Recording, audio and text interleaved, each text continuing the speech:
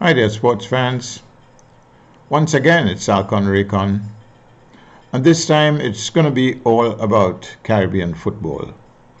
I think we're all aware that these countries during the region are now fighting for a place through the CONCACAF, and they've got to meet with each other for the next probably 5 or 6 days.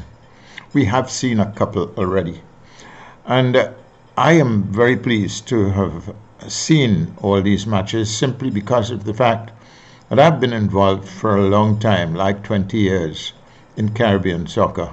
I was looking to look at the progress rating. I think that was important. One of the results that came by today was St. Kitts, and they were defeating Puerto Rico, and that was a good win for them. St. Kitts has been with very talented players over the years. Maybe they were moving here, there, and everywhere in the United States, and not enough of them were staying in St. Kitts. But even then, they had a formidable team, and they have had some good success, not winning any trophies, but some good wins and some good close results of big teams. I am impressed with the fact that they won 1-0, and I'd look forward to them again. The game I really wanted to see was Trinidad and Tobago up against Guyana. Now, why do I want to see this? Simply because of the fact that Trinidad and Tobago's football is not yet ready for football.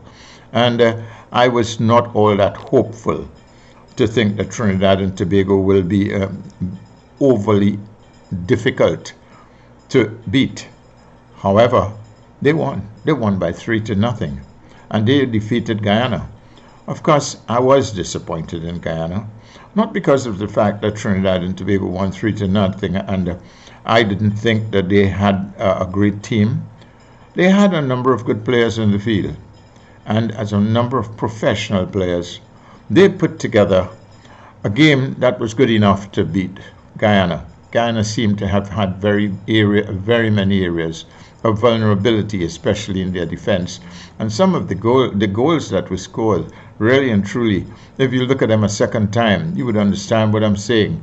Outside of Garcia's first left-footed shot from on the right side, where he knocked it on the far post, the other goals were very difficult to understand, simply because of the fact that the errors were so big.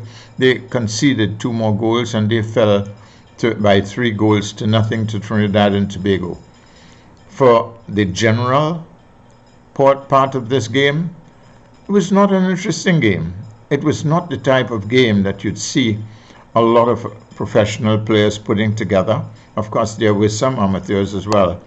I was very impressed with David and Sheldon Bateau in the defense. They played very well. Kareem Highland in the midfield was doing as well as is possible. You've got Jovan Jones, you've got little Levi Garcia, who scored the first goal. Beautiful, beautiful goal.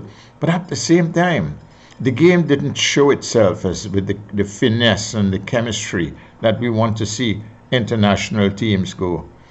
They won this one 3-0, and I will still have to be very hopeful as to the others when they meet them. As far as I'm concerned, Guyana, it was not a particularly strong team.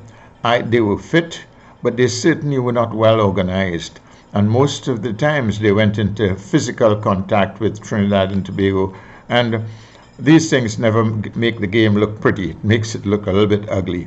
However, I was comfortable to see both these games, and I'm not on to Trinidad and Tobago's win with any sort of enthusiasm, simply because of the fact I know that the preparation was not very good. I've looked on the field and see that it was not methodical, but at the same time, the mistakes that were made by Guyana got Trinidad and Tobago the goals. So therefore, congratulations to them. We're going to wait and see what you do in the next few days against Puerto Rico.